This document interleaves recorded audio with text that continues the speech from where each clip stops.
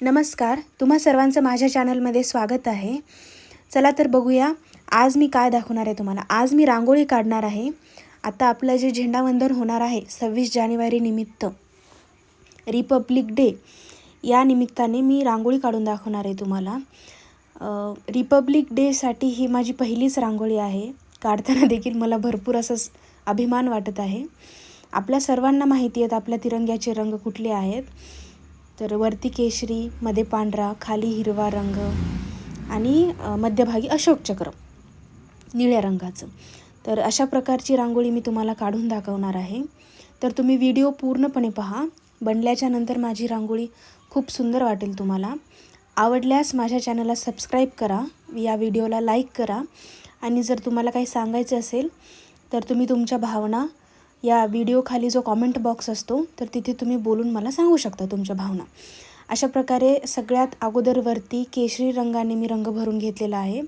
रांगोळीमध्ये मी गोलाकार आकारामध्ये तिरंग्याचे रंग भरणार आहे. तर वरती केशरी रंग आणि मग मध्यभागी पांढरा रंग आणि सगळ्यात शेवटी आपला हिरवा रंग, जे आपल्या भारतामध्ये असलेल्या हिरवळीचं प्रतीक आहे, तो हिरवा रंग भरत आहे मी. व्हिडिओ पूर्णपर्यंत पहा. पूर्ण रांगोळी झाल्याच्या नंतर तुम्हाला ही रांगोळी आवडेल भरपूर.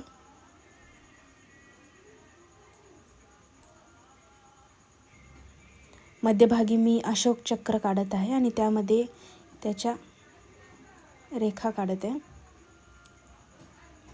एकदम एवढंच बनल्याच्या नंतर कितीतरी सुंदर वाटत आहे ना. आपल्या तिरंग्याचा रंग बघितल्याच्या नंतर खूप भारी फिलिंग असते.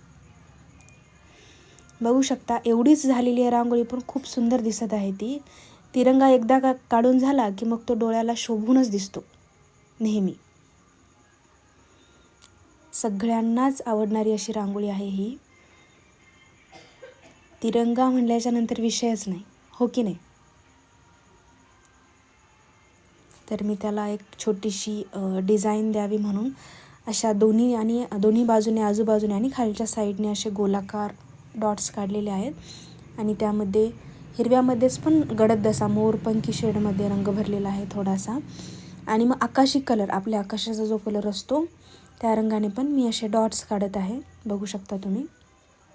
एकदम साध्या आणि सोप्या पद्धतीने मिनिमम म्हणजे कमीत कमी सजावट करून, मेन फोकस आपला तिरंगा आहे, त्याच्या अवतीभोवती थोडीशी छोट्या प्रमाणात सजावट करून सुंदर अशी दिसणारी मी रांगोळी काढत आहे.